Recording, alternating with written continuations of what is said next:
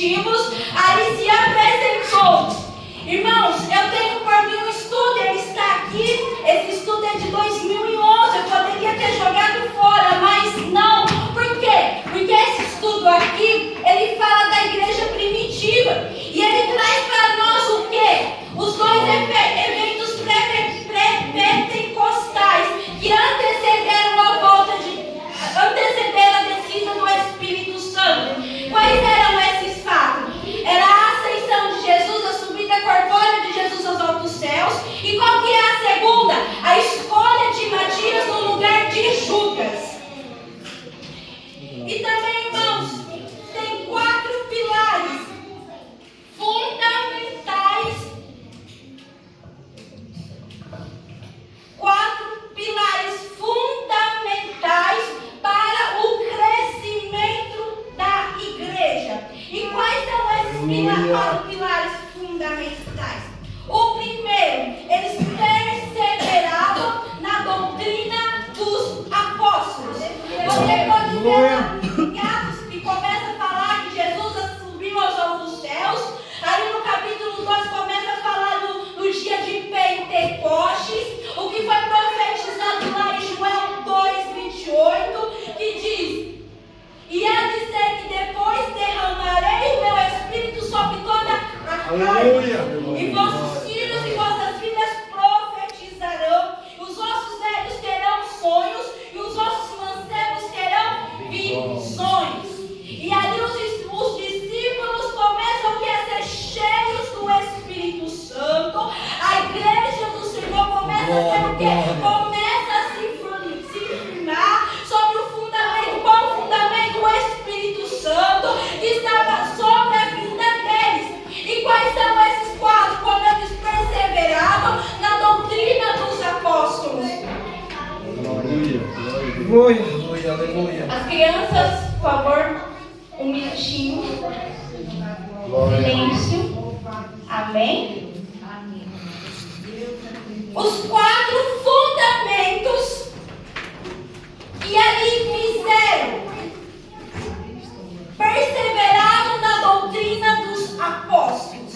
Eu entendo, para a igreja se manter firmada, a igreja para se manter firme na presença do Senhor, um dos pilares era perseverar na doutrina dos apóstolos. O que é? É o ensino dos apóstolos que haviam aprendido diretamente com o nosso Jesus. O que os apóstolos aprenderam com Jesus, agora são os apóstolos que estão passando ali para aquelas pessoas. Os ensinamentos, quais ensinamentos? Os ensinamentos ali de vida, de morte, de ressurreição e de volta de Cristo. E qual que é o outro? Perseveravam na comunhão. O que é? Significa compartilhar vida, fé, recursos, dores e alegria. Não era, ali estava crescendo uma igreja, mas não era uma igreja dividida. Não estava crescendo uma igreja, mas não era uma igreja que não se preocupava um com os outros. Estava ali crescendo uma igreja que uns compartilhavam as suas dores. Olha, Elizabeth, a situação da minha casa não está boa. Olha, pastor Moisés, olha, o desemprego bateu na minha porta. É isso que eles faziam. Eles se comunicavam. E nós entendemos o quê? Que quando nós perdemos a comunicação, aí a situação complica. O terceiro pilar é o que? Perseveravam no partir do pão, que refere-se à ceia do Senhor, mas também à prática de compartilhar refeições juntos. A ceia era uma forma de lembrar do sacrifício de Jesus. Quando eles estavam ali reunidos para ceiar, eles estavam lembrando do sacrifício que Jesus fez.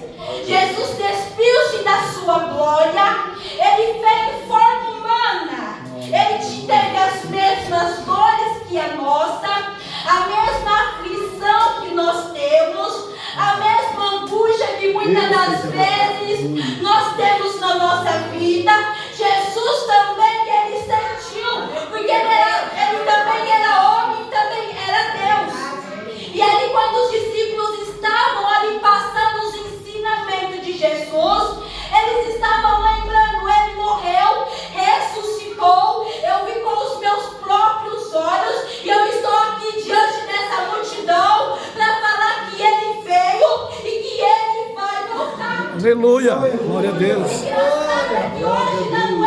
O engraçado que, aleluia, até mesmo em dia de ceia, diz, é apenas uma ceia, mas não é apenas uma ceia.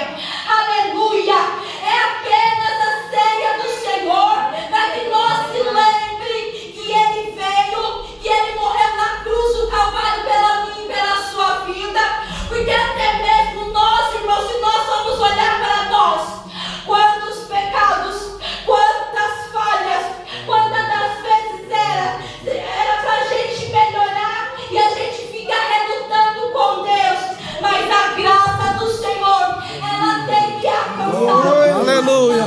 Glória a Deus. Ela tem alcançado a sua vida, graça, favor imerecido. Eu e você não merecia, mas Jesus, Ele se despiu da glória dele por mim e por você, para que hoje nós estejamos aqui neste lugar, nessa casa de adoração. E qual é a última? O último pilar: perseveravam nas orações. O que é? A igreja primitiva era intensa na oração coletiva e pessoal. A palavra do Senhor diz ali em Atos 4:31: e tendo eles terminado de orar, tremeu o lugar. Esse é o poder da oração. Aleluia. Muitas das vezes nós não vemos. Muitas das vezes podemos questionar Deus. Podemos questionar Deus, mas de novo essa oração. Senhor, de novo eu estou aqui clamando por essa situação. Glória a Deus. Mas eu digo uma coisa, ela direcionada do Espírito Santo para você. Se você tem reserva de oração, a tua estrutura pode estar balançando, que Deus vai te enxugar. Mas se você tem depósito de anos, você pode balançar a tua estrutura. Mas se lembra que você tem depósito. Irmãos, quanto tempo eu orei ao Senhor? Muitas das vezes eu questionei a Deus: Senhor, quando antes de casar, a gente sempre passou uma situação com meu pai.